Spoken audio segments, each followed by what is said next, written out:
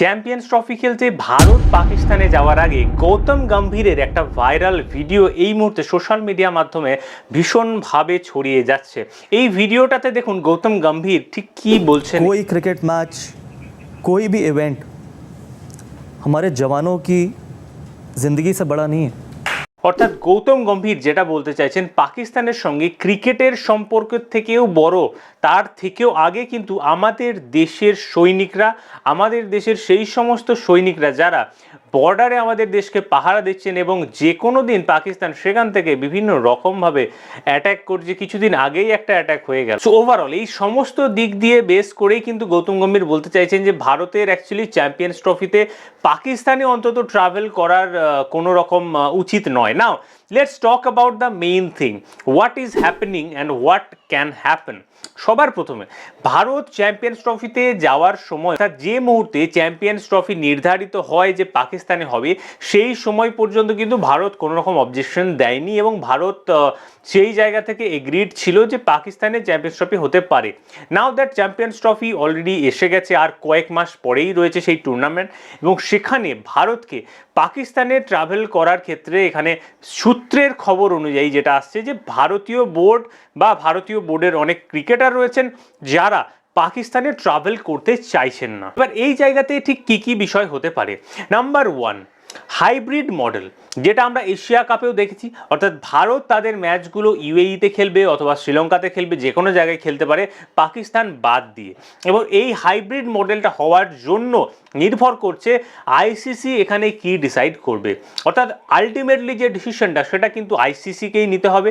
এবং বিসিসিআই যদি স্পষ্ট করে জানায় যে আমাদের দেশের তরফ থেকে আমরা পারমিশন পাইনি পাকিস্তানে ট্রাভেল করার, সেই জন্য এই টুর্নামেন্টটা আমরা হাইব্রিড মডেলে খেলতে চাইছি, এবং সেটা আইসিসি অ্যাপ্রুভ করবে কিনা সেটার উপরে নির্ভর করছে। এবার আইসিসির অ্যাপ্রুভ করার ক্ষেত্রে যে বিষয়টা সব থেকে ইম্পর্টেন্ট, যে দলকে সাথে রাখলে সব থেকে বেশি টাকা পাওয়া যাবে সেটা হচ্ছে টিম ইন্ডিয়া।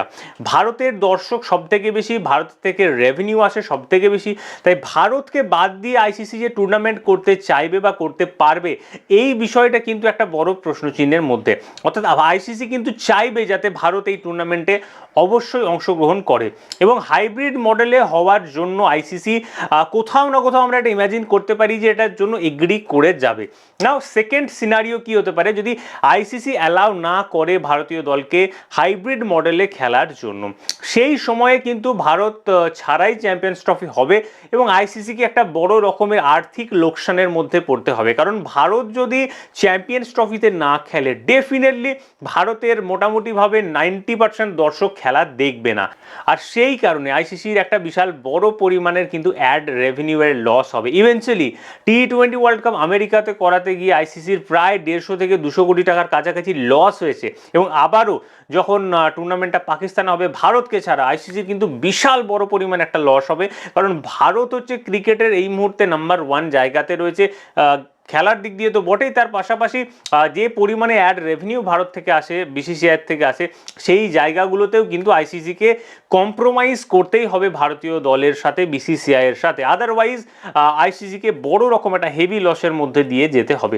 এটা হচ্ছে সব থেকে বড় ব্যাপার। নাম্বার থার্ড, তৃতীয় ব্যাপার কি হতে পারে? তৃতীয় ব্যাপার হতে পারে যে ভারত পাকিস্তানে ট্রাভেল করবে।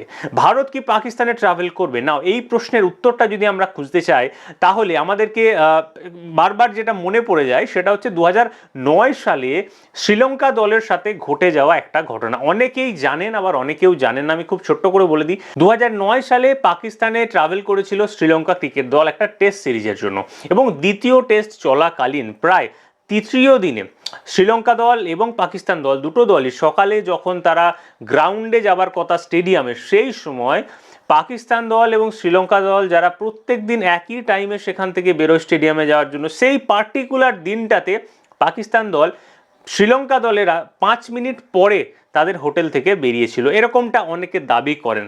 এবং 5 মিনিট পরে তারা বেরোয় এবং শ্রীলঙ্কা দল এগিয়ে যায়। শ্রীলঙ্কা দল এগিয়ে যাওয়ার পরে তারা কি ফেস করে?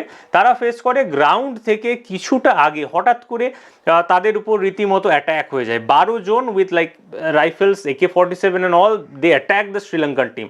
এবং এই ঘটনাটা হওয়ার পরে শ্রীলঙ্কার বড় বড় ক্রিকেটাররা সেখানে ছিলেন, মুরলীধরন থেকে শুরু করে জয়বর্ধনে, সাঙ্গাকারা, মেন্ডিস, চামিন্দা ভাস, এই সমস্ত ক্রিকেটারদের উপর রিডিকুলাসলি হামলা হয়, ভীষণ রকম একটা বড় ইনসিডেন্ট হয়ে যায় এবং শ্রীলঙ্কার ক্রিকেটাররা কোনো রকমের প্রাণে বাঁচেন সেই বাসের ড্রাইভারের বুদ্ধিতে, যিনি কোনো রকম ওই বাসকেই টেনে টেনে প্রায় 500-600 মিটার ওখান থেকে দূরে তুলে নিয়ে চলে গেছিলেন এবং শ্রীলঙ্কার ক্রিকেটাররা সেখানে প্রাণে বেঁচে যায়। Overall this is what happened in Pakistan 2009। 2002 সালেও একটা ঘটনা ঘটেছিল যখন নিউজিল্যান্ড ক্রিকেট টিমের হোটেলের সামনে একজন ব্লাস্ট করেছিল।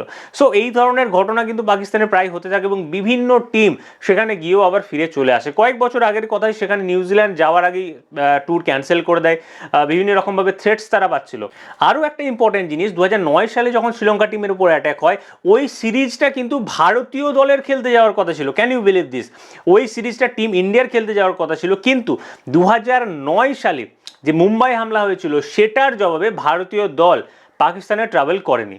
অ্যান্ড গেস হোয়াট, কারা ট্রাভেল করলো? Sri Lanka, and they got thrashed. এবং এরপর থেকেই পাকিস্তানের রীতিমতো খেলা বন্ধ। এবং বিগত কয়েক বছর আগে প্রথমে জিম্বাবুয়ে, তারপর ছোটোখাটো টিমগুলোকে ডেকে কোনো রকম তারা খেলাটা চালু করে এবং দু একটা টিম একটু আধটু মাঝে ভিজিটও করেছে ইংল্যান্ডের মতো দলগুলি।